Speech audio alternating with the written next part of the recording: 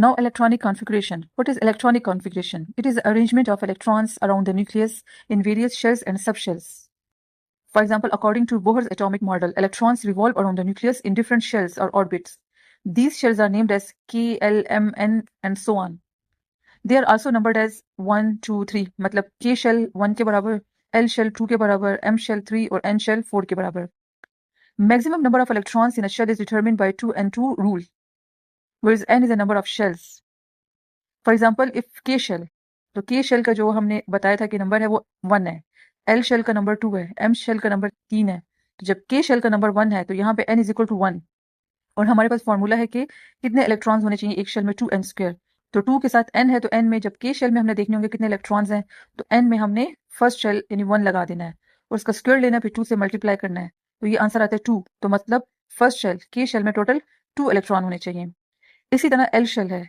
L shell को हमने number दिया हुआ है 2, सेकंड शेल. तो फार्मूले के मुताबिक 2n स्क्वायर फार्मूला है. हमने देखने हैं कि अब L शेल में कितने इलेक्ट्रॉन्स हैं.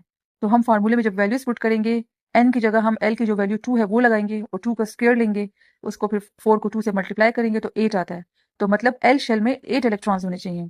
तो इस तरह फार्मूले के लगाकर हम मालूम कर सकेंगे कि K शेल में, L शेल में, M में और N में कितने इलेक्ट्रॉन्स टोटल रिसाइड कर सकते हैं एक एटम में. यानी अगर हमने M शेल का देखना है तो फिर हमने N की जगह 3 लगा देना है क्योंकि M की वैल्यू 3 दी हुई है.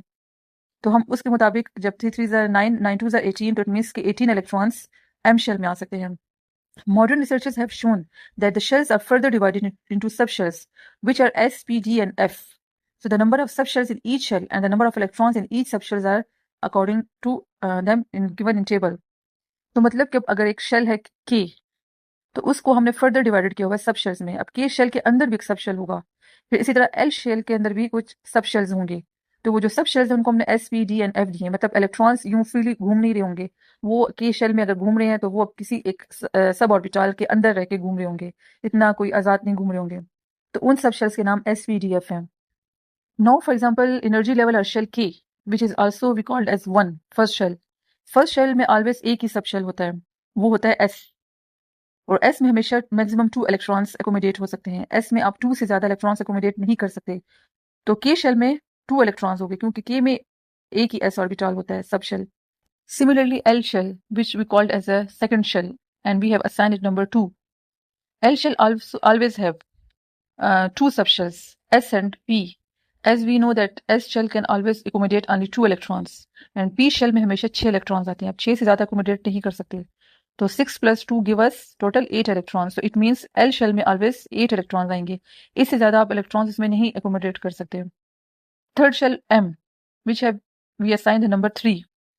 M shell में टोटल 3 सब शेल्स आते हैं, S, P, D. S can accommodate 2 electrons, P can accommodate 6 electrons and D can accommodate 10 electrons. ये फार्मूला याद रखिएगा कि इनमें S, P, D, F में टोटल कितने नंबर ऑफ इलेक्ट्रॉन्स एकोमोडेट हो सकते हैं. तो जब हम S, P, D तीनों के इलेक्ट्रॉन्स को जमा करें तो टोटल 18 इलेक्ट्रॉन्स हैं. तो इट मीन्स कि M शेल में टोटल 18 इलेक्ट्रॉन्स एकोमोडेट हो सकते हैं.